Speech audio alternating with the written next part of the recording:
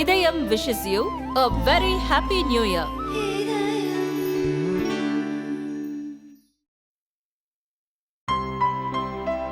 இனிமே கண்ணை மூடிட்டு கடலை எண்ணெய் வாங்கலாம். ஏன்னா மந்த்ரா கடலை எண்ணெய் இதயத்தின் தயாரிப்பு.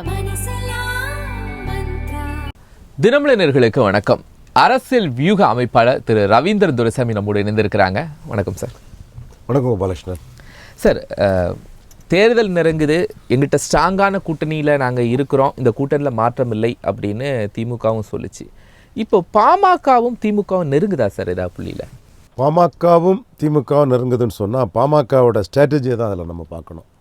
அவங்க தீவிரமான திமுக எதிர்ப்பை பண்ணுறதுல அவங்களுக்கு லாபம் இல்லை. திமுக எதிர்ப்புன்னு சொல்லி ஒரு திமுக எதிர்ப்பாலே உருவாக்கி அதற்கு பலனை தாங்கள் அறுவடை பண்ண முடியாமல் போனால் 96 ஒரு ஜெயலலிதா எதிர்ப்பாலையை மிகப்பெரிய அளவில் உருவாக்கி கடைசியில் பலனை மூப்பனார் அறுவடை பண்ணார். பாமக ஏமாந்துடுச்சு. அதிலிருந்து பாடம் படித்த பாமக ஒவ்வொரு கட்டத்திலையும் தங்களுக்குள்ள முக்கியத்துவத்தை மையமாக வச்சு ஒரு அரசியல் பண்ணுவாங்களே தவிர எதிர்ப்பு அரசியலுங்கிறதுக்குள்ளே அவங்க நிதானம் காப்பாங்க. அந்த வகையில் இன்றைக்கி அவங்க எதிர்ப்பு அரசியலில் திமுகவுக்கு எதிராக கடுமையான எதிர்ப்பு அரசியலை களத்தில் பண்ணாமல் கொஞ்சம் மிதமாக ஜாதிவாரி கணக்கெடுப்பு கருத்தரங்கம் அது இது பண்ணிகிட்ருக்குறாங்க. இன்றைக்கி நேற்று ஜாதிவாரி கணக்கெடுப்பு சம்பந்தமாக சந்திச்சாங்கிறதுக்காகவே அது கூட்டணி நாம் சொல்லிட முடியாது. ஏன்னா அதில் வெளிப்படையாக தான் அந்த சந்திப்பு இருந்தது. துரைமுருகன் இருக்கிறாரு, தென் இவர் தங்கந்தனரசு இருக்கிறாரு, ராஜகண்ணப்பன் இருக்கிறாரு.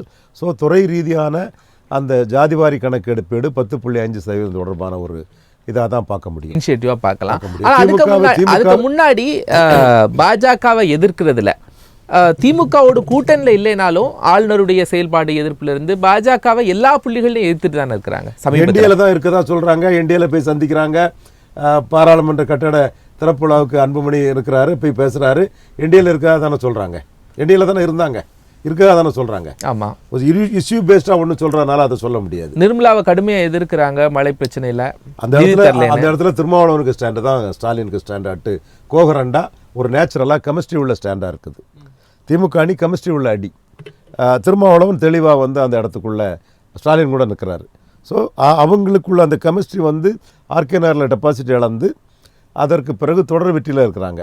மக்களவை தேர்தல் வெற்றி, சட்டமன்ற தேர்தல் வெற்றி, உள்ளாட்சி வெற்றி, தொடர் வெற்றியாட்டே அவங்க இருந்துகிட்ருக்காங்க. இந்த அளவுக்கு தொடர் வெற்றியான ஒரு கூட்டணி தமிழ்நாட்டில் இருக்குமான்னு சொன்னால் அது கூட்டணியை பிரித்து விடாமல் அப்படி இருக்கிறது இந்த அணின்னு தான் நான் நினைக்கிறேன். ஏன்னா எம்ஜிஆர் 77 ஜெயித்ததுமே காங்கிரஸ் பிரிச்சுட்டாங்க. ஜெயலலிதா அம்மையார் 91 ஜெயித்ததுமே காங்கிரஸை கலத்தி விட்டுட்டாங்க. இந்த மாதிரி கலைஞர் மத்திய அரசு பதவிக்காக மூப்பனாட்டில் உள்ள அலையன்ஸை உடச்சிக்கிட்டாரு. ஸோ இப்படி ஒரு எலெக்ஷனை தாண்டி அடுத்த எலெக்ஷனுக்கு ஒரு கூட்டணி இருக்குமாங்கிற ஒரு சூழ்நிலையில் தோற்ற ஒரு கூட்டணி, இடைத்தேர்தலில் தோற்ற கூட்டணி, மக்களவை தேர்தல், சட்டமன்ற தேர்தல், உள்ளாட்சி தேர்தல்னு தொடர்ந்துட்டு இருக்கிறாங்க. அந்த கூட்டணி கெமிஸ்ட்ரியோட ஒரு மோடி எதிர்ப்புங்கிற தொடர்றது தான் ஸ்டாலினுக்கு லாபம். அவங்க பாராளுமன்ற தேர்தலில் 39க்கு 38 ஜெயித்த ஒரு அணி. அதை தொடர்றது தான் ஸ்டாலின் விரும்புவார். ஒரு வேளையில் கமலஹாசனை அவர் சேர்க்கறதுக்குள்ள வாய்ப்பு வருது. கமலஹாசனுக்கு ஒரு முக்கியத்துவம் கொடுத்து சேகர்பாபையும் மா சுப்பிரமணியத்தையும் கமலஹாசன் பிறந்தநாளில் அனுப்பி வச்சு 2 ஆளுங்கட்சி அமைச்சர்கள் கமலஹாசன் பிறந்தநாளில் போயிருக்காங்கன்னா கமலஹாசனும் ஆன்டி மோடி பண்ணுறாரு. ஸோ அவரை யூட்டிலைஸ் பண்ணிக்கலாம். எதிர்கால அரசியலுக்கும் 26க்கும் கமலஹாசன் ஒரு ஹெல்ப்ஃபுல்லாக இருப்பார். அவர் ஈரோடு கிழக்கில் நமக்காக நம்ம அணிக்காக பிரச்சாரம் பண்ணி தந்தார். அதன் மூலமாக அவர் எடுத்த வாக்குகளை அவர் டிரான்ஸ்ஃபர் பண்ணி கொடுத்தாரு. ஆக இடைத்தேர்தலிலே தன்னுடைய ப்ளஸ்ஸை அவர் நியமிச்சிட்டார். பெரிய ப்ளஸ்ஸு நான் சொல்ல வரல, அவருக்குள்ள அளவு உயரத்துக்கு தக்கன ஒரு ப்ளஸ்ஸை அவர் நிரூபிச்சிட்டாரு. அப்போது உங்களுக்கு அவர் 3.7% வாக்கெடுத்தார். அடுத்த சட்டமன்றத்தில் 2.5% வாக்கெடுத்தார். மோடி எதிர்ப்புலையும் உறுதியாக இருக்கும்போது அது ஒரு இயல்பான கூட்டணி அவர் வந்தால் அதில் இருக்குன்னு தான் ஸ்டாலின் கணக்கெடுக்க வாய்ப்பு இருக்குது. பாமக பொறுத்தவரை சூப்பர் ப்ளூஸ் 38 தொகுதி ஜெயித்திருக்காங்க. கமலஹாசனும் சூப்பர் ப்ளூஸ் தான். பட் கோகரண்டாக இருக்கும், இடைத்தேர்தலே உள்ளே வந்துட்டார். பாமக சூப்பர் ப்ளூஸாக பாமகவை சேர்க்கறதுல எந்த லாபமும் ஸ்டாலினுக்கு இல்லை. குறிப்பாக சொல்லப்போனால் அவங்க அன்புமணி சிஎம்ங்கிறத காம்ப்ரமைஸ் பண்ணுவாங்களா? தமிழுக்கும் தமிழருக்கும் மு.க. ஸ்டாலினை விட்டால் நாதி இல்லை, நிரந்தர தமிழக முதல்வர் மு.க. ஸ்டாலின்ங்கிறத ராமதாஸ் அன்புமணியும் பேசுவாங்களா? அப்படி பேசினாலும் எத்தனை எம்பி சீட்டு அவங்களுக்கு கொடுக்க முடியும்? எல்லா எம்பி சீட்டுமே வெற்றி பெற்று வச்சுருக்காங்க. எதிரணி சிதறி போயிட்டு இவர் ஓபிஎஸ் சதுரி இருக்கிறாரு, பாஜக சதுரி இருக்கிறாங்க, பாமக சதுரி இருக்கிறாங்க. இவங்க சேர்ந்துனாலே 38 ஜெயிக்க முடியும். கமலஹாசனும் உள்ள வராரு. அப்படி இருக்கும்போது எக்ஸஸா சூப்பர் ப்ளோஸா எத்தனை பேருக்கு முக ஸ்டாலின் சீட்டு கொடுப்பாரு? ஆனால் விரும்புகிற பாமகவை ஏற்றுக்கொள்ளாமல் தவிர்த்துட முடியுமா? விரும்புகிறாங்கிறதுக்காக ஏற்றுக்கொள்ள முடியாது. விரும்புகிறாங்கன்னா 2 சீட்டுக்கு சம்மதிப்பாங்களா பாமக? தங்களோட பலம் இவ்வளவுதாங்கிற சம்பாதிப்பாங்களா? 26லையும் ஸ்டாலின் தான் முதல்வர், எங்களுக்கு அதில் மாறுபட்ட கருத்து இல்லை, ஸ்டாலினை முதல்வராக்க தான் எங்களோட வேலைன்னு சொல்லுவாங்களா? சொல்ல மாட்டாங்க இல்லையா? அப்போ வெற்றி பெற்ற அணியில் தோத்துப்போன அணி செதறின பிறகு அந்த செதறல ஒருத்தராக இருக்கவரை பெரிய முக்கியத்துவம் கொடுக்கல, என்ன லாபம் திமுக? திமுக கூட்டணியில் இருக்கக்கூடிய அந்த கட்சிகள் அதிமுக கூட்டணி இப்போ ஃப்ரீயாக இருக்காங்க, இந்த கட்சியில் யாரும் இணைய மாட்டாங்க, அதுக்கான வாய்ப்பே இல்லை அப்படிங்கிறீங்களா? நிச்சயமா திரும்ப மூவ் ஆகுறதுக்கு வாய்ப்பு இருக்கு. நிச்சயமா சான்ஸ் எடுக்க மாட்டார். திரும்ப தற்கொலை பண்ண மாட்டார். 2011 ஒரு தற்கொலை பண்ணாரு, அதே தற்கொலையை மீண்டும் அவர் பண்ண மாட்டார். அதுவும் பலம் இல்லாத எடப்பாடி பழனிசாமிகிட்ட போய் அந்த தவறை திரும்ப கண்டிப்பாக பண்ண மாட்டார். ஏன்னா எடப்பாடி பழனிசாமி பலம் நிரூபிக்காத ஒரு தலைவராக தான் இருக்கிறார். இந்த வட தமிழகத்தில் கூட எடப்பாடி பழனிசாமிகிட்ட வன்னியர்கள் தான் ஆதரவாக இருக்கிறாங்க, பிற ஜாதியினர் எடப்பாடி பழனிசாமிக்கு எதிராக இருக்கிறாங்க. ஓபிஎஸ்ஸை நீக்கினது தவறுன்னு அவங்க உணர்றாங்கங்கிற கருத்து தான் பரவலாக அரசியல் களத்திலையும் பல அரசியல் விமர்சனங்கள் மத்தியிலையும் இருக்குது. ரவிக்குமாருக்கு இது தெள்ள தெளிவாக தெரியுது, திருமாவளவனுக்கும் தெள்ள தெளிவாக தெரியுது. ஸோ திமுக கூட்டணியில் கம்ஃபர்டபுளாக இருக்கிறார் முக ஸ்டாலின். 2 சீட்டு கொடுக்குறாப்புல. இந்தியா கூட்டணியில் ஒன்றா இருக்கிறாங்க, கலைஞர் பிறந்தநாளில் ஒன்றா கலந்துக்கிறாங்க. எல்லாமே ஒரே மேடையில் ஷேர் பண்ணக்கூடியவங்க, ஒன்றா இருக்கக்கூடியவங்க. தோற்று போன தொடர் தோல்வியில் இருக்கக்கூடிய ராமதாஸ் இங்கே வாராருங்கிறதுக்காக அவர் ஒன்றும் அவசரப்பட்டு வெளியேற மாட்டார். இவர் சந்திக்கிறது வெறும் ராஜாங்க 10.5 ஜாதிவாரி கணக்கெடுப்பு சம்பந்தமான சந்திப்பு தானே தவிர ஸ்டாலின் ராமதாஸை சேர்த்துக்கிட்டு தவறான ஒரு முடிவு எடுக்க மாட்டாருங்கிறத திருமாவளவனுக்கு நன்றாகவே தெரியும். மீண்டும் சொல்கிறேன், மக்களவைத் தேர்தலில் பாமக திமுக கூட்டணியில் இணைஞ்சிக்கிட்டு அப்புறம் சீஃப் மினிஸ்டர் கேண்டிடேட்டுன்னு 26ல் போகக்கூடிய ஒரு அரசியலுக்கெல்லாம் ஸ்டாலின் விரும்ப மாட்டார். திருமாவளவனுக்கு 2 சீட்டு, உங்களுக்கும் 2 சீட்டு. நீங்கள் அடுத்தால சீஃப் மினிஸ்டர் கேண்டிடேட்டாக அன்புமணி எல்லாம் டிக்ளேர் பண்ண மாட்டேங்கிற மாதிரி ஒரு சூழல் வந்தால் ஒரு வேளையில் சேர்க்கலாம். அந்த அளவுக்கு பாமகவும் இறங்கி போக மாட்டாங்க. ஸோ இவங்க கோகரண்டாக இருக்காங்க, கெமிஸ்ட்ரியோட இருக்கிறாங்க, காம்பினேஷனோட இருக்காங்க. இந்த அணி தொடருங்க. நீங்க சொல்றது பாமக தனித்து நிற்க முடியாது, ஒருவேளை பாஜக அல்லது அதிமுக, இந்த 2 சாய்ஸ் தான் அவங்க எடுத்துக்க முடியும். தனித்து நிற்க முடியாதுங்கிறத நம்ம உறுதியாக சொல்ல முடியாது. அவங்களுக்குள்ள அலையன்ஸ் ஆப்ஷன் ஆட்டு பாஜகவும் அதிமுகவும் இருக்குது. இதில் அதிமுக எந்த இடத்துலையும் பாமக கூட்டணிக்கு இதுவரை ஒரு இதை காட்டலை. ஒரே ஒரு பன்னீர்செல்வம் டாக்டர் ஐயா பிறந்தநாளுக்கு வாழ்த்து தெரிவித்த பிறகு ஆஃப்டர்நூன் இவர் எடப்பாடி பழனிசாமி வாழ்த்து தெரிவிச்சிருக்கிறாரு. இதே அளவுக்குள்ள ஒரு இது தேமுதிக பொதுச் செயலாளர் இவங்க பிரேமலதா விஜயகாந்த் அம்மையாருக்கும் காட்டியிருக்கிறாரு. அதை தாண்டி அன்புமணி பிறந்தநாளுக்கு கூட எனக்கு தெரிஞ்ச வர எடப்பாடி பழனிசாமி வாழ்த்திய மாதிரி தெரியல. தவறுனா நான் திருத்திக்கிறேன். எனக்கு தெரிஞ்ச வர அது வாழ்த்திய மாதிரி எந்த இடத்துக்குள்ளேயும் நான் அதை செக் பண்ணி பார்த்தேன், என் பார்வைக்கு அது கிடைக்கல. அப்போ இன்னொரு கட்டத்தில் பாமக ஒரு பேச்சு வரும்போது இவர் எடப்பாடி பழனிசாமி சொன்னார் டாக்டர் ஐயா பற்றி. அவங்க மாறி மாறி கூட்டணி போகக்கூடியவங்க, காலையில் ஒரு கூட்டணி மாலையில் ஒரு கூட்டணி போவாங்க. அவங்க திமுக கூட்டணியில் சேர்ந்துட்டாங்கன்னாரு. திமுக கூட்டணியில் டாக்டர் ராமதாஸ் சேர்ந்து விட்டார் என்பதை எடப்பாடி பழனிசாமி சொன்னார். அவராக விளையிட்டார், திமுக கூட்டணியில் சேர்ந்துட்டாருங்கிறார். அப்படி ஒன்றும் சேரல. அப்போ இன்னைக்கு வரைக்கும் சேரல. அப்போ சேர்ந்தா தனக்கு லாபம்னு நினைக்கிறாரு எடப்பாடி பழனிசாமி. திமுக கூட்டணியில் சேர்ந்தா துரைமுருகனுக்கு இது தெரியுமா என்னவான்னு தெரியல. பட் எடப்பாடி பழனிசாமிக்கு அது தெரியுது. சேர்ந்தா எஸ்சி ஓட்டு, பறையர் சமூக ஓட்டு, பிற ஜாதிகள் ஓட்டு தனக்கு கிடைச்சிடும் அவர் கணக்கு போடுறார். இப்போ ஸ்டாலின் இந்த கணக்கெல்லாம் தெரியாதவராக இருப்பார். வெற்றி பெற்று இருக்கவருக்கு வெற்றி பெற்ற அணியை ஏன் டிஸ்மேண்டல் பண்ணணும்? சார், இதில் இப்போது நீங்கள் தேமுதிக பொதுச் செயலாளர் பிரேமலதா அவர்கள் சொன்ன உண்மையாக விஜயகாந்த் அப்படிங்கிறவர் தவிர்க்க முடியாத மனிதராக இருந்தார். தமிழ்நாடு அரசியலில் ஒரு பெரிய பெர்சன்டேஜ் ஆஃப் ஓட்டை 2006 இருக்கட்டும் 9 இருக்கட்டும் 11 அவங்களுக்கான இது கிடைச்சிது. ஆனால் இப்போ அவருடைய கட்சி தேமுதிக அப்படிங்கிறது யார் சைடில் போகும்? பாஜக பக்கம் பிரேமலதாவுடைய மூவ் இருக்குது அப்படின்லாம் பேசிக்கிறாங்களா சார்? பிரேமலதா அன்பிரடிக்டபிள், அவங்க என்னென்னு சொல்ல முடியாது. பட் அவங்களுக்கு 1/2% ஓட்டு அமமுக கூட்டணியில் 1/2% ஓட்டு போன பிறகு அந்த கட்சிக்கு ஒரு லைஃப் கொடுத்து இம்பார்ட்டன்ஸை கொடுத்தது கூட்டணி அரசியலில் அண்ணாமலை தான். அண்ணாமலை எடப்பாடி பழனிசாமி அரசியல் ரீதியாக செக் பண்ணுறதுக்கு ஒரு என்டிஏயை பலப்படுத்துறதுக்காக அந்த இதை கொடுத்தார். ஏற்கனவே இந்தியாவில் இருந்த ஒரு கட்சி, அதுக்கு நம்ம அழைப்பு கொடுப்போங்கிறதுக்காக என் மக்கள் யாத்திரை, வேண்டும் மோடி மீண்டும் மோடி யாத்திரையில் அவர் வந்து தேமுதிகவுக்கு ஒரு அழைப்பு கொடுத்தாரு. அவங்க அதை மாவட்ட செயலாளரை அனுப்பி வச்சாங்க. என்னோட பார்வையில் சொன்னால் சுதீஷ் மாதிரிப்பட்ட ஒரு மாநில அளவில் ஒரு நிர்வாகி அழைப்பு கொடுத்துருக்கணும். ஏன்னா உங்கள் நிலைமை 1% கட்சியாட்ட ஆயிட்டீங்க. 1% கட்சியான ஒரு கட்சியை அண்ணாமலை முக்கியத்துவம் கொடுக்குறார். அது அண்ணாமலை முக்கியத்துவம் கொடுக்கறது எடப்பாடி பழனிசாமிக்கு செக் வைக்க தான் கொடுக்குறார். அது அரசியல் செய்ய தான் செய்வாங்க. அப்போ உங்களுக்கு எடப்பாடி பழனிசாமிக்கும் அண்ணாமலைக்கும் இடையில் ஒரு முக்கியத்துவம் வந்துட்டு, ஆனால் நீங்கள் அந்த முக்கியத்துவத்தை வந்து சரியான முறையில் பயன்படுத்தியிருக்கணும்னா எல்கே சுதீஷ் அனுப்பி வச்சு ஒரு பெரிய இதாட்டு நீங்கள் காட்டியிருக்கணும். நீங்கள் வந்து உங்களை ரொம்ப பெருசாக இன்னும் நினச்சிக்கிட்டு இருக்கீங்க. தப்பு இல்லை, அரசியலில் ஒவ்வொருத்தரும் அப்படி தான் நினைப்பாங்க. அந்த மேடைகள் எல்லாம் பேசக்கூடிய தன்னுடைய மகன் விஜய் பிரபாகரனே தான் அனுப்பியிருக்கணும். எஸ், அவங்க வந்து ரொம்ப அந்த அண்ணாமலைக்கு அந்த முயற்சியை வந்து நல்லிஃபை முழுமையாக பண்ணலை, ஏதோ அனுப்பி வச்சாங்க. இப்போது அவங்களுக்கு இருக்கிறது வந்து பாஜக நிர்மலா சீதாராமன் வந்திருக்காங்க, பிரைம் மினிஸ்டர் ட்வீட் போட்டிருக்காருலாம் சொல்லும்போது அவங்க தேமுதிக ஒரு கூட்டணிக்கு விரும்புகிறாங்க. ஒரு தெலுங்கு தாய்மொழி மக்கள் ஆதரவு, விஜயகாந்த் மேலே ஜாதி கடந்த அபிமானிகளோட ஆதரவு வரும். ஏற்கனவே இந்தியாவில் 4 சீட்டு நின்ன ஒரு கட்சி, அந்த கட்சியை அரவணைக்கணும்னு பாஜக நினைக்குது. எடப்பாடி பழனிசாமியும் பிரேமலதா பொதுச்செயலாளருக்கு ஒரு வாழ்த்து தெரிவித்ததை பார்க்கும்போது அவரும் வந்து தேமுதிக ஆப்ஷன் விரும்பலாம். ஏன்னா தேமுதிகவுக்கு எதிர்ப்போட்டு கிடையாது. எப்படி கமல்ஹாசனுக்கு எதிர்ப்போட்டு கிடையாதுன்னு சொன்னோம், எதிர்ப்போட்டு கிடையாது. ஆதரவு வளையம் வந்து ஒரு கேட்லிஸ் போல்ஸ் ஆட்டு தான் அந்த ஆதரவு ஓட்டு வரணும். அந்த வகையில் இந்த 2 கட்சிகளும் வந்து தேமுதிகவை முக்கியத்துவம் கொடுக்குறாங்க. ஒரு வேளையில் திமுக கழக தலைவர் 2 தடவை அங்கே போனது, உதயநிதி ஸ்டாலின் போனதெல்லாம் தேமுதிகவுக்கு மிகப்பெரிய முக்கியத்துவம் வந்துடும். தேமுதிகவுக்கு 2 சீட்டை கொடுத்து தேமுதிகவை திமுக மதிச்சிருவாங்களோங்கிற அச்சத்தில் கூட பாமக அப்பாயின்மெண்ட் வாங்கி பார்த்துருக்கலாம். இதை எனக்கு என்ன ரூட்டில் பார்த்தாருன்னு நமக்கு தெரியல. அலுவலக ரீதியாக ஜாதி வாரி கணக்கெடுப்பு இருந்தாலும் நீங்கள் தேர்தலில் இதுக்கு முன்னாடி கூட சொல்லியிருக்கீங்க, அந்த வட தமிழகத்தை பொறுத்த வரைக்கும் பாமகக்கு தேமுதிக ஒரு போட்டியாக தான் இருந்துச்சு. கண்டிப்பாக தேமுதிக வருகைக்கு பிறகு தான் பாமக வீழ்ச்சி அடைஞ்சது.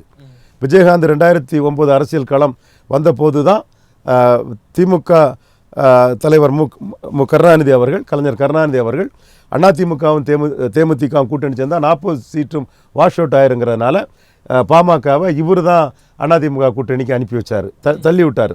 முக்கியத்துவம் கொடுக்காம முயற்சி பண்ணியும் நீங்கள் அங்கேயே போய் சேர்ந்து 0 ஆகிடுங்கன்னு தள்ளி வச்சார். சுதர்சன் போன்றவங்கள்லாம் முயற்சி பண்ணும் பிறகு அன்னைக்கு காங்கிரஸில் முக்கிய தலைவராக இருந்த சுதர்சனன் எம்எல்ஏ வட சுதர்சனன் போன்றவங்களாம் முயற்சி பண்ணும்போது கலைஞர் அதுக்கு இடம் கொடுக்கல.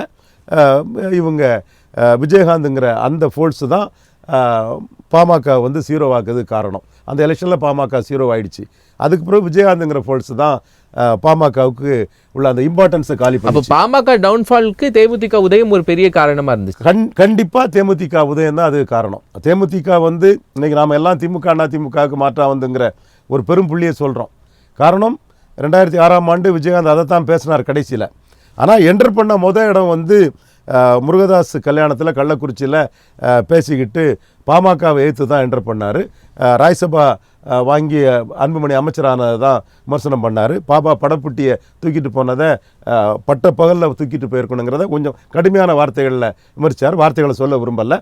அந்த அளவுக்கு மிக கடுமையான ஒரு பாமக எதிர்ப்பை தான் விஜயகாந்த் முன்னெடுத்தார். அதுவும் 2004ஆம் ஆண்டு ரஜினிகாந்த் அண்ணன் அவர்களை மீறி அனைத்து தொகுதிகளிலையும் வெற்றி பெற்று ரஜினிகாந்த் என்ற பெரிய பறக்க விட்ட பிம்பத்தை ஊசி வச்சு குத்திட்டேன்னு நக்கல் நையாண்டி ரஜினிகாந்த் அவர்களை பண்ணின பிறகு ரஜினிகாந்த் டிவிடன் ரூல் பண்ணியிருந்தால் 2009 மாதிரி 4லே வீழ்த்தியிருக்கலாம். இனிமேல் ரஜினிகாந்த் அதை செய்யலை. ஸ்ட்ராட்டஜிக்கலி செல்வாக்குள்ள ரஜினிகாந்த் ஸ்ட்ராட்டஜிக்கலி கோட்டை விட்டுட்டார். அதற்கு பிறகு விஜயகாந்த் வந்து பாமகவை எதிர்த்து தான் அந்த களம் வந்தார். இதில் ரொம்ப முக்கியமான ஒரு விஷயம் என்னென்னா, உங்களை எதிரியாக ஃபிக்ஸ் பண்ணக்கூடியவங்க பெரிய ஆளாக இருக்கணும். அந்த இடத்துல விஜயகாந்த் வந்து பாமகவை எதிரியாக ஃபிக்ஸ் பண்ணும்போது நடிகர் பாக்கியராஜ் சொன்னார், நீங்கள் தப்பான இதாக ஃபிக்ஸ் பண்ணுறீங்க. அவருக்கு 6%, அப்போ அவர் நீங்கள் ஃபிக்ஸ் பண்ணிங்கன்னா உங்களுக்கு 8%, 4%. அந்த மாதிரி ஃபிக்ஸ் பண்ணாதீங்கிறத ஒரு அட்வைஸ் கொடுக்குறாரு. பாக்கியராஜ் வந்து விஜயகாந்துக்கு ஒரு அட்வைஸ் கொடுக்குறாரு. இதெல்லாம் புரிஞ்சுட்டு தான் இப்போ நாம் தமிழர் சீமான் வந்து அவர் 7% இருந்தாலும் 45% இருக்கக்கூடிய தமிழக முதல்வர் மு.க. ஸ்டாலினை எதிரியாக ஃபிக்ஸ் பண்ணி எல்லா அரசியலும் பண்ணுறாரு. ஸோ ஃபிக்ஸேஷன் ஆஃப் எதிரி ஆப்போனன்ட்ங்கிற ஒரு முக்கியமான ஒரு அரசியல். ஃபஸ்ட்டில் விஜயகாந்த் ஃபிக்ஸ் பண்ணது டாக்டர் ராமதாஸை தான் எதிரியாக ஃபிக்ஸ் பண்ணார். அதனால தான் விருத்தாச்சலத்திலே அவர் வந்து நின்னார். அதற்கு பிறகு வைகோ 35 சீட்டு ஜெயலலிதா கூட்டணியில் ஜெயலலிதா கொடுத்த பிறகு தான் இது வந்து திருச்சி வேலுச்சாமி அண்ணன் அவர் என்னுடைய அண்ணன், நமக்கு பல வகையிலும் குரு மாதிரி தான் அண்ணன். அவர் சொன்ன தகவல் கண்டிப்பாக அவர் வந்து தவறான தகவல் சொல்ல மாட்டார். அதற்கு பிறகு தான் விஜயகாந்த் நான் வைகோவுக்கு சபார்டினேட்டாக இருக்க மாட்டேன், நான் தனியாகவே போயிடுறேங்கிறத சொன்னார். பட் இதுக்கு வெளிப்படையாக நமக்கு இருக்கக்கூடிய அப்போ 2006 வைகோவுக்கு 35 சீட்டு கொடுத்தது அப்படிங்கிறது தேமுதிக விஜயகாந்துக்காக அவருடைய ரோலுக்காக தானா இருக்கலாம். அதுவும் ஒரு முக்கிய காரணங்கிறத தாராளமாக சொல்லலாம். அது நிச்சயமாக விஜயகாந்துக்கும் வைகோவுக்கும் பல நிரூபித்த வைகோவுக்கும் பல நிரூபிக்காத விஜயகாந்துக்கும் ஒரு இஷ்யூ இருக்கத்தான் செய்தது. அந்த வகையில் விஜயகாந்துக்கு 35 கொடுத்ததும் நான் தனிச்சையாக போகிறேங்க சொல்லிட்டாரு. இன்னொன்று நான் சொல்ல கடமைப்பட்டிருக்கேன், நாமக்கல் கூட்டத்தில் 80 சீட்டு தந்தா நான் அதிமுக கூட்டணி சேர தயாருன்னு பொதுமக்கள் மத்தியிலே அவர் விஜயகாந்த் பேசியிருந்தார். அதற்கு பிறகு இங்கே மதிமுக 35 சீட்டுன்னு சொல்லும் பிறகு அவர் தனியாகவே போனார். தனியாக போகிறது முடிவு எடுத்த பிறகு திமுக அதிமுகவையும் விமர்சித்து தன்னோட களத்தை ஆடினார். அதில் 8.3% வாக்கு பெற்றாருங்க நாம் பார்த்தோம். அதற்கு பிறகு அவர் செய்த தவறாக நான் என்ன பார்க்குறேன்னா, 8.3 வந்து 10 ஆக்கின பிறகு அந்த வளர்ச்சி பாதையில் போகும்போது கூட்டணி போயிருக்காண்டாம். அந்த 2011 கூட்டணி வச்சிருக்க வேண்டாம். நீங்கள் வளர்ச்சி பாதையில் போகிறீங்க, உங்களுக்குன்னு ஒரு வாக்கு வலிமை இருக்குது, மக்கள் உங்களை நம்புகிறாங்க. நீங்கள் சட்டமன்றத்தில் எடுப்பில் வந்து 8.3 எடுத்தவங்க மக்களவைத் தேர்தலில் 10 எடுக்கிறீங்க. நீங்கள் அப்போ மக்களவைத் தேர்தலில் பிரைம் மினிஸ்டர் கேண்டிடேட் இல்லாமலே நீங்கள் 10க்கு வந்துட்டீங்க. அப்போ சட்டமன்ற தேர்தலில் நீங்கள் முதல்வர் இன்னும் ஸ்ட்ராங்காக இருக்கணுங்கிற அந்த வளர்ச்சி பாதையில் போகிறது வரை நீங்கள் உங்கள் முடிவில் மாற்றிக்கிட்டு பிரைமரி ஃபோர்ஸுங்கிறத மாற்றி சபார்டினேட் ஃபோர்ஸுங்கிறத போகக்கூடாதுங்கிறதா நம்மளோட பார்வை. அதில் அவர் போனது தவறு நான் கருதுறேன். சார், 2011 தேர்தலை பற்றி நீங்கள் குறிப்பிட்டு சொன்னதுனால பொதுவாக ஜெயலலிதா தரப்புலேருந்து எங்களால் தான் நீங்கள் ஜெயிச்சிங்க, தேமுதிக தரப்புலேருந்து நாங்கள் உங்கள் கூட இருந்ததுனால தான் ஜெயிக்க முடிஞ்சுது அப்படின்னு சொன்னீங்க. ஆனால் தேமுதிகலேருந்து பிரிந்த சென்ற அந்த உறுப்பினர்கள் எம்எல்ஏக்கள்லாம் சொன்னது இல்லை அதிமுகவால் தான் நாங்கள்லாம் இன்றைக்கி சட்டமன்ற உறுப்பினராக இருக்கோம் அப்படின்னு. நீங்கள் எப்படி பார்க்குறீங்க? அந்த இடத்துல தான் விஜயகாந்த் அரசியல் தோத்த இடம், பொலிட்டிக்கல் மெச்சூரிட்டி இல்லாமல் செயல்பட்ட இடம், ஸ்ட்ராட்டஜிக்கல் பிளண்டர் பண்ண இடம். அதுதான் விஜயகாந்த் பிளண்டர் பண்ண இடம். இப்படி ஒரு வார்த்தை ஜெயலலிதா சொல்லிட்டாங்கல்ல, அதை டிஸ்ப்ரூவ் பண்ணணும்னா நீங்கள் தனிச்சு நின்று ஒரு சீட்டு தான் ஜெயித்தீங்க. ஜெயலலிதா கூட நின்று 29 சீட்டு ஜெயித்திருக்கீங்க.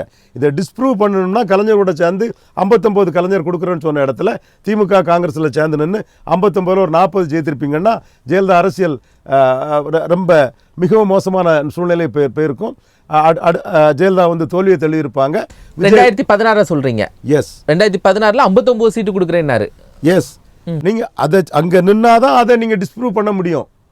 ஜெயலலிதாவால் ஜெயிக்கல, என்னால் கலைஞரை வச்சும் ஜெயிக்க முடியும். ஐயா மூப்பனார் பண்ணார்ல, எம்ஜிஆர் சொன்னார்ல, நாங்கள் போட்ட பிச்சைங்கிற மாதிரி பேசினார்ல எம்ஜிஆர். மூப்பனார் வந்து கலைஞர் கூட கூட்டணி வச்சு ஒன்றுமில்லை மிஸ்டர் எம்ஜிஆர், உங்கள் இடமே 2 MP தான்னு மூப்பனார் நிரூபித்து காட்டினார்ல தமிழ் மண்ணில். எம்ஜிஆர் சரண்டர் ஆனார்ல. அது பிறகு 2 சீட்டு தான், கோபிச்செட்டிப்பாளையம் சிவாசி தான் எம்ஜிஆர் உங்களுக்குன்னு ஐயா மூப்பனார் எம்ஜிஆரை தோக்கடிச்சு காட்டினார். அதுக்கு பிறகு எம்ஜிஆர் சரண்டர் ஆனார். நான் உங்களுக்கு எதிரி இல்லை ஐயா மூப்பனார், எனக்கு கருணாநிதி தான் எதிரி, உங்கள்கிட்ட வந்துடுறேன்னு சரண்டர் ஆனார் இல்லையா? அதே எம்ஜிஆர் மூப்பனார் சரண்டர் பண்ண வச்ச மாதிரி நீங்கள் கலைஞர்கிட்ட போய் சேர்த்துருப்பீங்கன்னா ஜெயலலிதா உங்கள்கிட்ட சரண்டர் ஆகிருப்பாங்க, அல்லது அவங்களுக்கு அரசியல் இல்லைன்னு போயிருக்கும். அப்போ இந்த இடத்துல விஜயகாந்த் பண்ணது ஸ்ட்ராட்டஜிக்கல் பிளண்டர். எனக்கு அந்த வார்த்தையை சொல்ல தெரியல, ஏன்னா நானே சொன்னேன், ஐயா அழகிரிசாமி நாயுடு மகன், மக்கள் தொண்டர், இப்போ பெரிய அளவில் இருக்கணும். நான் சொல்கிறேன், நீங்கள் திமுக காங்கிரஸ் கூட்டணியில் போய் சேருங்கன்னு சொல்கிறேன். யாரோ ஒருத்தர் விஜயகாந்த் எக்கேடு கட்டா என்னன்னு நினைக்கிறவங்கள்ட்ட போய் நீங்கள் கூட்டணி பேசுனீங்க, அல்லது கலைஞரை தோக்கடிக்கணுங்கிற வன்மத்தை காட்டுறவங்களோட எண்ணத்தில் நீங்கள் போனீங்கன்னா உங்களுக்கு பாசிட்டிவாக என்ன கிடைக்கும்?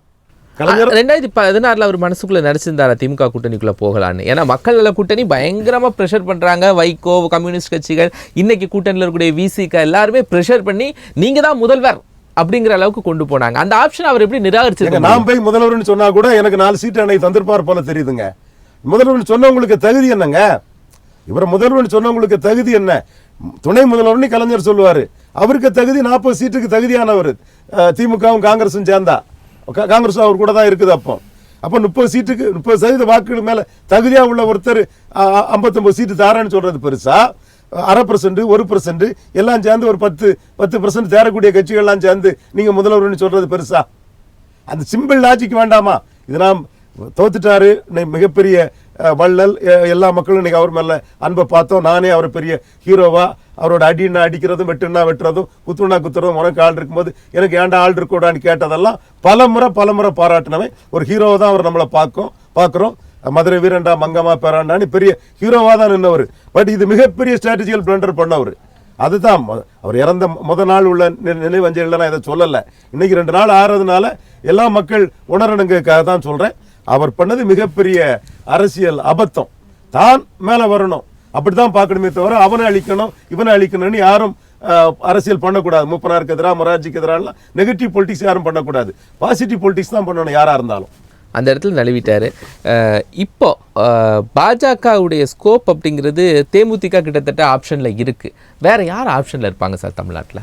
பாஜகவோட ஹோப்பாட்டு பன்னீர்செல்வம் 30% வாக்கு 2019 மோடி பிரதமருக்கு கிடச்சிது. 2014 பயனற்ற கிடச்சிது. இந்த 19 அதிமுக இபிஎஸும் ஓபிஎஸும் 20% வாக்குகளை டிரான்ஸ்ஃபர் பண்ணி கொடுத்துருக்காங்க. மீதி 10% டாக்டர் ஐயா ஒரு 5, பாஜக எல்லாம் சேர்ந்து 5 10 போக மேக்சிமம் 20% வந்து ஒரு தோராயமாக டிரான்ஸ்ஃபர் பண்ணி கொடுத்துருக்காங்க. இந்த 20% வாக்கில் பெரும்பகுதியை எடுக்கணும்னா பன்னீர்செல்வத்தை பெரிய சக்தியாக காட்டணும். இன்றைக்கி இங்கே அரசியல் அரங்கத்தில் கேட்டலிஸ்ட் போல்ஸ் தான் இங்கே முக்கியமான ஒரு தாக்கத்தை ஏற்படுத்துது. ஆக்சுவல் போல்ஸான பாமகவுக்கு 4 ஓட்டு இருந்தால் 7 ஓட்டு எதிர்ப்பு ஓட்டு இருக்குது. அதனால தான் ஸ்டாலின் அதெல்லாம் புரிஞ்சுக்கிட்டு நெகட்டிவ் ஓட் ஜாஸ்தி இருக்குங்கிறத ஸ்டாலின் புரிகிறாரு. நெகட்டிவ் ஓட் ஜாஸ்தி இருக்குங்கிறதுனால எடப்பாடி புரிஞ்சுக்கிட்டு இவங்க திமுகட்டே போனால் நெகட்டிவ் ஓட்லாம் நமக்கு வந்துருமேனு பாமகவை எல்லாரும் கணக்கு போடுறாங்க. ஆனால் கேட்டலிஸ்ட் போல்ஸாக இருக்கக்கூடிய காங்கிரஸுக்கு நெகட்டிவ் ஓட்டே இல்லை. அது ஸ்ட்ரென்த்தே 4% கீழே தான். ஆனால் கிறிஸ்டின் முஸ்லீமுக்கு அது ஒரு கேட்டலிஸ்ட் போல்ஸு. ஸ்டாலின் ப்ளஸ் காங்கிரஸ்னா அது எக்கச்சக்க ஓட்டு 10% மேலே வருது. திருமாவளவனுக்கு 0.7 தான் கேட்டலிஸ்ட் போல்ஸு. திருமாவளவன் ப்ளஸ் ஸ்டாலின்னா அது வந்து 7-8% ஓட்டு மேலே எகிரி போகுது. அதே மாதிரி இந்த 20% ப்ரோ மோடி ஓட்டு, ப்ரோ இந்துத்துவா ஓட்டுக்கு பன்னீர்செல்வம் கேட்டலிஸ்ட் போல்ஸாக பயன்படுத்தினா அந்த 20%த்தில் பெருமளவு வாக்குகள் வந்து இருப்பாரா? கேட்டலிஸ்ட் போல்ஸாக இருப்பாரா? கேட்டலிஸ்ட் போல்ஸாக இருக்கிறது காரணம் அவருக்கு வந்து மிக அதிக சீட்டு கொடுக்கணும். யார்? ஓபிஎஸ்க்கு அந்தஸ்தை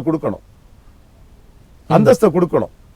நான் யாரையும் டேக்கன் ஃபார் கிராண்டடா நினைச்சு அரசியல் பேச மாட்டேன். என்ன சின்னத்தில் தான் நிற்பாரு? அதுக்கு இன்னும் நாட்கள் இருக்குது. அது தமாக 15 நாளைக்கு முன்னாடியே சைக்கிள் சின்னம் வாங்கினாங்க. இவரும் வந்து முன்னாள் முதல்வர் ஏடிஎம்கேல இன்னும் தன்னோட கிளைமை வச்சுட்டு இருக்காருன்னு சொல்லும்போது சின்னம் ஒன்றும் பெரிய மேட்டர் இல்லை. சின்னம் வாங்கி 40 சீட்டு நிற்கக்கூடிய அளவுக்கு தகுதியானவராதான் ஒருத்தர் தன்னை வந்து தகவமைக்கணும்.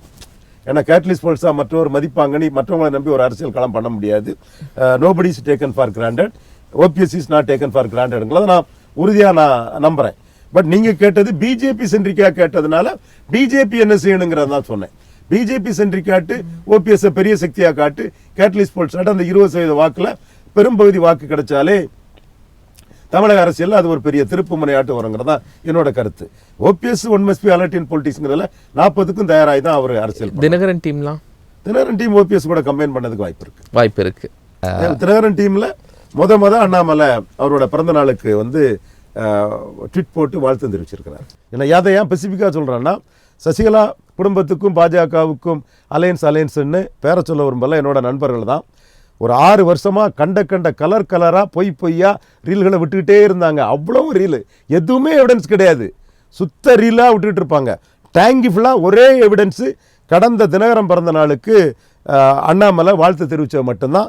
அந்த குடும்பத்தை சேர்ந்த ஒருத்தருக்கு அண்ணாமலை அதுவும் 4 மணிக்கு தான் வாழ்த்து தெரிவித்தார். ட்விட்டர் பார்த்தா தெரியும். அது யோசித்து கடைசியில் டெல்லியோட கன்சல்ட் பண்ணி தான் பண்ணியிருப்பார். தினகரன் ஒரு ஃபோல்ஸ்ன்னு அங்கீகரித்து பண்ணியிருக்கிறாங்க. இதுவரை எவ்வளவு ரீல் சுப்பிரமணிய சாமியிலேருந்து இவர் ஆசீர்வாதம் ஆச்சாரியிலேருந்து அத்தனை பேரும் ஒரு எவிடன்ஸ் இல்லாத ரீல்களை தான் சொன்னாங்க. நான் ஏன் இதை சொல்கிறேன்னா, விஜயகாந்த் நாமக்கல்ல 80 சீட்டு கேட்டாருங்கிறது எவிடன்ஸ் உள்ளது, பப்ளிக்காக பேசுகிறாரு. அதே இதில் அண்ணன் வேலுச்சாமி அண்ணன் 35க்கு போன பிறகு விஜயகாந்த் போயிட்டாங்கிறது எவிடன்ஸ் கிடையாது. நல்லா ஒரு பதிவு பண்ண நடந்த சம்பவத்தில் இப்போது தினகரன் ஒரு சக்தின்னு முறை அண்ணாமலை அங்கீகரிச்சிருக்கிறாரு. பாஜக தரப்புல வந்து அந்த குடும்பத்துக்கு வந்து வெளிப்படையான ஒரு அங்கீகாரம் கிடைச்சி ஆதரவு கொடுத்துருக்காங்க. ராமர் கோவில் ஜனவரியில் திறக்க போகுது. நிறைய தலைவர்கள் ஐஎன்டிஏ கூட்டணியிலேருந்து போவாங்களா போக மாட்டாங்களா அப்படிங்கிற ஒரு பார்வை இருக்குது. நீங்கள் என்ன பார்க்குறீங்க? ஏன்னா அழைப்புதல் சோனியா காந்திலேருந்து எல்லாருக்கும் கொடுத்துருக்காங்க. அதில் எல்லாத்தையுமே வந்து அவங்க லாக் பண்ணுறாங்க. எல்லாரும் வரணும்னு நினைக்கிறாங்க. ஆக்சுவலாக வரணும்னு கூப்பிட்றவங்க கூட உண்மையிலே அவங்க இப்போ இந்த ஜெயலலிதா பதவியேற்பு விழாவுக்கு திமுககாரங்களுக்கு அழைப்பு கொடுக்குற மாதிரி தான் நான் நினைக்கிறேன் ஆக்சுவலாக. அதனால் இவங்க அதை இக்கட்டான சூழ்நிலாம் எதிர்க்கட்சிகள் இருக்கிறாங்க. அவங்க இந்த நிகழ்வை குடியரசு தினத்துக்கு இணையாட்டு நடத்தணும்னு அவங்க நினைக்கிறாங்க. அதனால டிக்னிட்ரிஸு, பிரபலங்கள் எல்லா இதுக்குமே அவங்க வந்து பெரிய அளவில் கொண்டாடி இந்தியாவிலே மிகப்பெரிய தனியாக ஒரு ஐஏஎஸ் ஆஃபீஸரே போட்டிருக்காங்களா? எஸ், இந்தியாவிலே ஒரு மிகப்பெரிய நிகழ்வாட்டு அந்த தேதி வர முடியாதவங்கெல்லாம் வீட்டில் ராமர் படத்தை வச்சு விளக்கேற்றி வைங்கன்னு சொல்லக்கூடிய அளவுக்கு இப்படி ஒரு நிகழ்வு இந்தியாவில் நடக்குது. வராதவங்கெல்லாம் இந்து விரோதிகள் அப்படின்னு அது அப்படி சொல்ல முடியாது. அப்படி யாரும் சொல்ல போகிறதில்ல. இடையில 1-2 பேர் சொல்லுவாங்க, அது இல்லைன்னு மற்றவங்க மறுக்கத்தானே செய்வாங்க. ஸோ அது நம்ம வரதுக்கு வாய்ப்பு இருக்குது. ஐஎன்டிஏ கூட்டணி என்ன முடிவு பண்ணும், போகலாமா? ஏன்னா ஒரு தலைவர் போனாலும் முடிஞ்சில்ல. அது அந்த இடம்தான் அவங்களுக்கு இடையில் வந்து அந்த இந்து ஒற்றுமைங்கிற இடத்துல இந்து ஒற்றுமைக்கு எதிரானவர்கள்னு நாங்கள் இது ஒரு இக்கட்டான சூழ்நிலை தான். இது வந்து தேசிய விழாவாக பிஜேபி இதை கொண்டு போகிறாங்க. ஒரு சுதந்திர தினம், ஒரு குடியரசு தினம், அதே மாதிரி இந்துக்களின் தன்மான தினம்ங்கிற மாதிரி அவங்க கொண்டு போகிறாங்க. அப்படி கொண்டு போகும்போது இதில் ஒரு அன்னைக்குள்ள காலகட்டத்தில் இருந்த அரசியல் வேறு, அந்த ராமர் கோவில் அரசியல் அன்னைக்குள்ள காலகட்டம்ங்கிறது வேறு. இன்னைக்குள்ள காலகட்டத்தில் ராமர் கோயிலை அவங்கள கட்டும் போது அந்த பாஜகவின் அன்னைக்குள்ள பலம் வேற. உங்களுக்கு அது ரொம்ப நெருக்கமாக தெரிஞ்சிருக்கும். ஏன்னா பாமகலாம் உதயமான அந்த காலகட்டத்தில் தான் ரொம்ப கியூரியாசிட்டியான பாலிடிக்ஸ் நடந்த காலகட்டம். அன்னைக்கு வந்து கண்ணை மூடிட்டு நீங்கள் ஊர்வலம் போனீங்கன்னா நாங்கள் எங்கள் சொல்லமாடன் அதுக்குள்ள சுருட்டு இறைச்சி இதெல்லாம் வச்சுக்கிட்டு நாங்களும் ஊருக்கு போவோம், அக்ரஹாரத்துக்குள்ளே போகலாம். அன்னைக்கு சொல்ல முடிஞ்ச ஒரு காலகட்டம் இருந்தது. அது ஒவ்வொரு காலகட்டங்களும் மாறும்போது இன்றைக்கி வந்து சாஃப்ட் இந்துத்துவாவை எடுக்க வேண்டிய காலகட்டம் எல்லாருக்குமே வந்துட்டு. ஒருவேளை அரவிந்த் கெஜ்ரிவால் அதிரடியாக போயிடலாம். அவர் அனுமான் சல்சா பாடக்கூடியவர் தான். அவர் மோடிக்கு எதிராக வாரணாசியில் நிற்கும்போது உடனே போய் அந்த குளத்தில் குளித்து ஒரு பக்தராட்டு தான் போய் அங்கே போய் போட்டி போட்டார். 2வது இடம் வந்தார் வாரணாசியில். ஸோ இதுக்குள்ளே இந்தியா கூட்டணிகள் கட்சிகள் வந்து ஏற்கனவே கமல்நாத் காங்கிரஸில் ஏற்கனவே சனாதனன் உதயநிதி பேசுகிறதுனால நாங்கள் அங்கே டவுன்ஃபால் ஆனோம் அப்படின்லாம் சொல்லிட்டு இருக்காங்க. இந்த முறை அதை கொஞ்சம் ப்ரீசியஸாக பார்ப்பாங்க. அதான் இது பூபேந்திர கோடா, கமல்நாத் போன்றவங்கள்லாம் பல இஷ்யூஸில் வந்து பிஜேபியோட சில முடிவுகளை ஆதரிக்கும் போது வந்து சோனியா காந்தி அம்மையாரே அதில் வந்து அடக்கி வாசிக்க வேண்டிய சூழ்நிலை வந்தது. இது வந்து இன்னும் ஃபிக்ஸுன்னு சொல்லுவாங்க. To be or not to பிங்கிறவரில் என்ன முடிவு எடுக்குங்கிற லெவலில் ஒரு குழப்பத்தில் இந்தியா கூட்டணி கட்சிகளை உருவாக்கக்கூடிய ஒரு முடிவாக தான் இருக்குது. அங்கேயே வந்து சாஃப்ட் இந்துத்துவா பார்ட்டிஸும் இருக்காங்க, சாஃப்ட் இந்துத்துவா பண்ணக்கூடிய லீடர்ஸும் இருக்கிறாங்க. முலாயம் சிங் யாதவ், லாலு யாதவ் அளவுக்கு பாஜக எதிர்ப்புங்கிறத ஒரு இந்து எதிர்ப்பாட்டு கொண்டு போகாத ஒரு தன்மையில் தான் அகிலேஷ் யாதவும் தேஜஸ்வி யாதவும் இருக்கிறாங்க. ரொம்ப தீவிரத்தன்மையில் இப்போ சுவாமி பிரசாத் மௌரியா போன்றவங்கள்லாம் யூபியில் இருக்காங்க, எதிரணியில் இருக்கிறாங்க. சுவாமி பிரசாத் மௌரியா போன்றவங்கள்லாம் கொஞ்சம் ஸ்ட்ராங்காக பேசக்கூடியவங்களும் இருக்காங்க. அப்படி பேசக்கூடியவங்களோட அந்த அளவு உயரம் வந்து ரொம்ப சுருங்கி போச்சு. முன்னாடி பெரிய மட்டத்திலே பேசினாங்க. ஸோ இது வந்து இன்றைக்கி ஒட்டுமொத்த இந்திய மக்களாலும் ஏற்றுக்கொள்ளப்பட்ட ஒன்றுனே ஆகுது. பல முஸ்லீம் அமைப்புகளை கூட இதை ஏற்றுக்கொண்டு வர்றதுக்கான வாய்ப்புகள் இருக்குது. அப்படி இருக்கும்போது இந்தியா கூட்டணி கட்சிகளுக்கு இது ஒரு பெரிய தர்ம சங்கடமான நிலைமை தான். சார், ஆளுநர் ஸ்டாலின் 2 பேருக்குள்ளேயும் பழையபடியும் சுமூகமான ஒரு உறவு ஏற்பட்டுடுச்சு. ஏன்னா ஸ்டாலின் போய் சந்தித்த பிறகு கோப்புகளில் எல்லாம் கையெழுத்து போட்டு கொடுக்குறோம், அந்த மாதிரியான ரிலேஷன்ஷிப் வந்திருக்கு அப்படின்னு தகவல் வந்திருக்கு சார். இதை ஏற்கனவே இந்த சண்டை வரும்போது நான் சொன்னது தான், குறிச்சிடுங்க. இந்த சண்டையில் தமிழ்நாட்டுக்குள்ளே என்ன நடந்தாலும் பிஜேபி அதை பற்றி கவலைப்பட மாட்டாங்க. பட் அவங்க ரெப்புடேஷன் ஆல் இண்டியாவில் பாதிக்கும்னா அதை உடனே செட்டரேட் பண்ணுவாங்க. 2 விஷயம். செந்தில் பாலாஜி மேட்டரில் அதிகாரத்தை மீறி கவர்னர் போகும்போது ஹோம் மினிஸ்ட்ரி தலையிட்டு அதை செட்டரேட் பண்ணி செந்தில் பாலாஜி இன்னும் அமைச்சராக தான் இருக்கிறாரு. அதுக்கு சட்டத்தில் இடம் இருக்குது. அவர் வந்து அக்யூஸ்டு தான். அக்யூஸ்டு வந்து பதவி விலகுன்னு எந்த கட்டாயம் இல்லை. அரசியலில் வந்து தார்மீக அடிப்படையில் பதவி விலகுன்னு கிடையாதுன்னு லல் யாதவ் சொல்லியிருக்கிறாரு. அது உண்மை தான். பட் கன்விக்ட் ஆனால் ஒருத்தர் வந்து லால் யாதவே அப்புறம் இருக்க முடியாத சூழ்நிலை வந்து ரபரி தேவி வந்தாங்க. அப்போ சட்டப்படி செந்தில் பாலாஜி அமைச்சராக தொடரலாம். ஆனால் கவர்னர் என்ன நினச்சாரோ யாது நினச்சாரோ தன்னோட அதிகார வரம்பு தெரியாமல் கோமினிஸ்ட்ரி அமித்ஷாட்ட கொட்டு வாங்கக்கூடிய கோமினிஸ்ட்ரி அமித்ஷாட்ட கொட்டு வாங்கக்கூடிய நிலைமையில் தப்பான ஒரு இதை பண்ணும்போது இது ஆல் இண்டியா அளவில் பாதிக்கும்னு சொல்லும்போது கவர்னர் வந்து அந்த இடத்துல அதை விட்ரா பண்ணிக்கிறாரு. இப்போவும் கவர்னர் மேட்ரு வந்து எந்த லெவலில் இருக்குதுன்னா சுப்ரீம் கோர்ட் இதை தலையிட்ட பிறகு கரெக்டாக இல்லைன்னா ஹோம் மினிஸ்டர்லேருந்து தனக்கு பிரச்சனை வரணும் போது கவர்னர் இந்த இடத்துல கரெக்டாக முதல்வரே கூட போய் பார்த்துருக்காருல, அவர் சம்மதிச்சா கூட முதல்வர் வந்து சுப்ரீம் கோர்ட் சொல்லும்போது அவர் டிஃபெண்டாக இருந்தாருன்னா மத்திய அரசோட போர்க்கொடி தூக்கணும். போர்க்கொடிக்கு தூக்க தயாரில்லை. போர்க்கொடி தூக்கி நீங்கள் டிஃபை பண்ணாலும் என்ன லாபம் வந்துட போகுது உங்களுக்கு? மேக்ஸிமம் மீண்டும் சீஃப் மினிஸ்டராக வருவீங்க. எப்போவுமே சீஃப் மினிஸ்டராக தானே இருக்கீங்க. இன்னும் 2.5 வருஷம் உங்களுக்கு மேலே இருக்குதில்ல. அப்போ இதை ஏன் பிரச்சனை பண்ணி தேவையில்லாமல் பாறை கூட மோதுற மாதிரி அவர் மோத போகிறாரு? அவரும் டேக்ட்ஃபுல்லாக இதாக தான் போவாங்க. பாஜகவும் கவர்னர் ஸ்டாலின் மோதலில் மீண்டும் நான் சொல்கிறேன், கவர்னர் தமிழ்நாட்டுக்குள்ளே என்ன பண்ணாலும் தே டோன்ட் கேர். பட் அது இந்திய அளவில் அவங்க இமேஜை பாதிக்கும்னா they will interfere and set right the things. Supreme Court இதில் இன்டர்ஃபியர் ஆகி திங்ஸை செட்ரேட் பண்ணிகிட்டு இருக்கும்போது கவர்னரும் அதுக்கு தக்கன போகிறாரு. முதல்வரும் ஒரு இதை லிமிட்டை தாண்டி இதில் மோதலில் லாபம் இல்லைன்னு கரெக்டாக போயிட்டுருக்கிறார். நிறைய தகவலை பகிர்ந்து கொண்டிருக்கிறீங்க. மிக்க மகிழ்ச்சி சார். நன்றி. நேர்களை மற்றொரு நிகழ்ச்சி சந்திக்கலாம். நன்றி.